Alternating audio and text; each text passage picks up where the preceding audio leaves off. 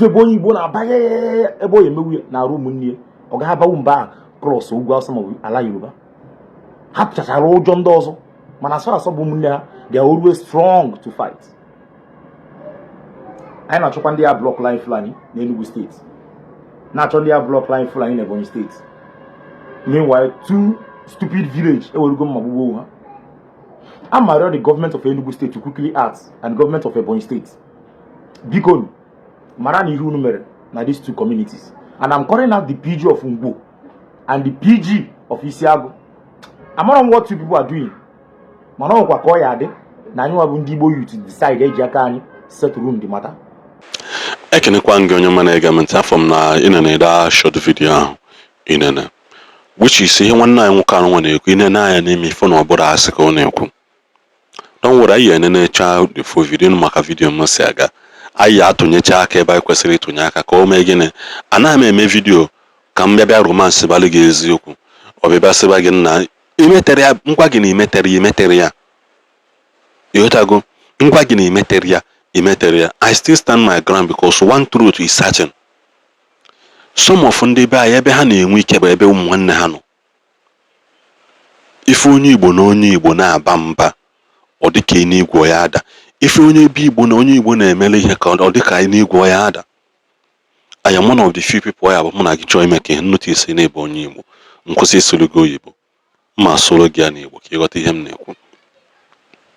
Which I have done that. Ibatana bike to more on English. Ishogo one negoku, swaya nebo. Obulogene, ikwa mahibe ezia. Kedi nkebu na obodo Enugu na Ebonyi. Na akwade enu ogu because of ihe na nwere isi. Ayekuchabekwa na Ebonyi na anu ogu. After sege na ndị abụ ndị izi, ndị abụ ndị eza. In the same period, the same ofu mmili no n'ime ite. Kwesi de na asụkọ ọnụ, but the same mmili ofu na asụ dị ọkụ ofu asụ na asụ ji oyi. Ka anyị pụtakwa n'egwu onwe anyị eziokwu enwere ụlọ onye Igbo na onye Igbo ịnụ ọgụ ụlọ oye benefit anyị. Our brother say na anyị na-achọ ndị Igbo ya bi ime ọhịa takụlụọla anyị ndị anụnwa ji ime ọhịa anyị mere ebe obibi ha takụlụọla anyị ha bring them to their knees make sure that these people leave our farmland alone. Unu yebu ebe ike na-adị unu ebe nwanne gị na nwanne gị nwoke nọ emia mma emia nka unu ananụ akwụchabekwa na agụleri na ụmụneri ofu ụmụ nwanne aka na-anụkwa ọgụ ya lụọ echi Nsụka dịkwa bizi na-azụ ada community mana ndị Muslim anaghị egobi ha one after the other anaghị asị na onwere uru nke ha ba ka ha jisigodo ike nweta nke ha na-azụ. Afọ ụdị agitation ha mee mgbe a chọrọ ikreti Anioma community ha sị na ha nwe ebugo ụzọ wee zọba ada steeti na-ekwesịghị inye ha na-ebu ụzọ ekwu okwu Anioma na gịnị mee because na-achọ ikewapụta some part of Anioma from Imo State akwechile si na ha chọrọ. Ndị Igbo na onye Igbo na-eme ha kwesịrị ka anyị pichikọọ ya ọnụ na ihe ndị Yoruba na-ehe elu Sunday Igbo maka ọbala ọhịa with DJI drone ka eze achọ ndị gọọmenti eji makwa n'ihe use in a high capacity drone of about 15 to 18 million naira iji ebe ime ọhịa that can be able to scan, that can be able to know whether mmadụ nọ n'ime ụlọ, that can give you heat pressure mmadụ n'ime ụlọ. That is the way say detecting. You know, for heat pressure mmadụ movement onye ahụ kwụ ọtọ ma odinala mana nke a wele cinematic drone eji eme film wele abanye ime ọhịa sene na-achọ ime ọhịa ya bụ ọgakarị ọga 2 kilomita or 3 depending on nke iji.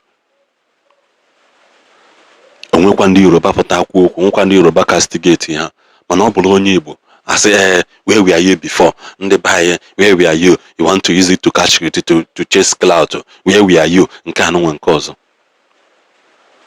Igbo kwesịrị ịbụ ofu. Nwanne gị kwuo ịghọta ihe nwanne gị kwuo that does not mean you should engage him n'ọgụ. Ọ bụrụ ya ka ị eji mee ya mma mee ya egbe.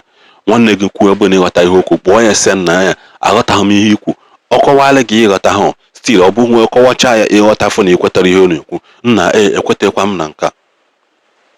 We must disagree for us to agree. That is what makes us brothers.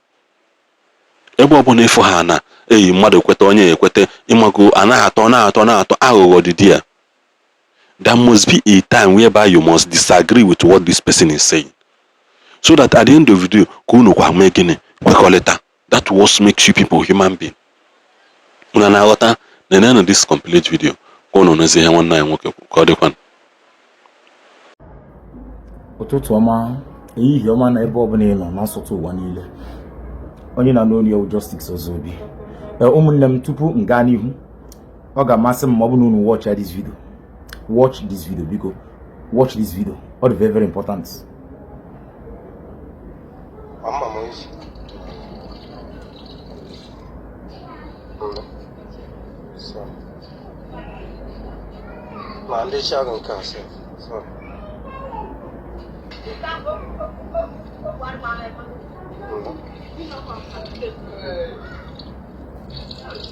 Sorry.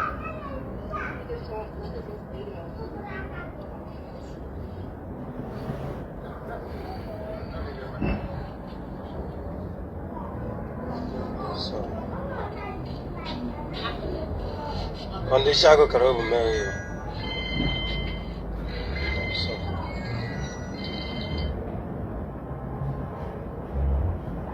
Okay. Can happy governor much further. This video in na abo ndị Isiagụ na Ebonyi State. Na ndị obodo a na-akpọ Ngwo na Enugu State. Bụ ihe na-enwe crisis. Amara m the situation surrounding the ground. Amara m ihe butere nyanwa bụ. Mana from obere information nwetetu. Asna ana ka ndị a na-azụ. That is the one part of Ebonyi State and one part of Enugu State. For that reason, he will bubezi onwe ha, whatever, babugo onwe ha. I'm calling out the state government, Mbo Enugu state government and the Ebonyi state government to see that peace is being restored there. Man, that's not just the end. So, Isiagụ na Ngwo maka esi egbu mma unu wee na-achọ security ebe achịkwebu na Fulani. Ịma na onwe mbọsị nkwuru okwu sị na ndị Igbo bụ ọkamma na nwanne ha. Ifu ndị Igbo bụ ndị ọkamma na ụmụnne ha. Ife bụ onye Igbo na-abanye ebe o emewu na-arụ ụmụnne ọ ga-abawu mba cross ugwu Awụsa ma ala Yoruba. Ha pụchachara ụjọ ndị ọzọ mana asọ bụ ụmụnne ha, they are always strong to fight. Anyị na-achọkwa ndị ya block line Fulani na Enugu State, na-achọ ndị ya block line Fulani na Ebonyi State. Meanwhile, two stupid village ewerugo mma gbugbo ha. I'm married the government of Enugu State to quickly act and government of Ebonyi State. Bikon, Marani Unu mere na these two communities. And I'm calling out the PG of Ngwo and the PG of Isiagụ. I'm not on what you people are doing. Mano kwa koya ade na anywa bụ ndị Igbo youth decide eji aka anyị settle the matter, because we may not tolerate that rubbish again na Igbo. Inwe power iji anọ go and fight Fulani na Igbo has been surrounded.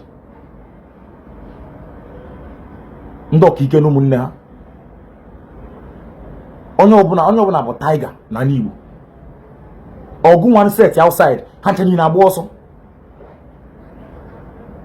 Ndị ọkaike na ụmụnne ha. To salam this video on every platform no Enugu State and every platform no na Ebonyi State. Afamo bụ Justice Ozobi o ihe jimaram na Facebook. Ya na ihu akwụkwọ mebe niile. Nke onye chi biko ya zere to salam this video, because we need to get to the authority. I need to get to the authority, Enugu State Authority and Ebonyi State Authority. This has to stop. Ihe m bịara na Igbo be make sure that na Igbo be safe for ma anyị nwa ụmụ anya ga-amụrụ amụ. Let there be peace na Igbo. Let there be peace. Na onye gburu nwanne ya bụrụ odogwu. Unu nwe warriors, unu nwe ndị ma agbo bụ ndị ma ka esi egbu mma. Ha bịa ka recruit ha na forest guard.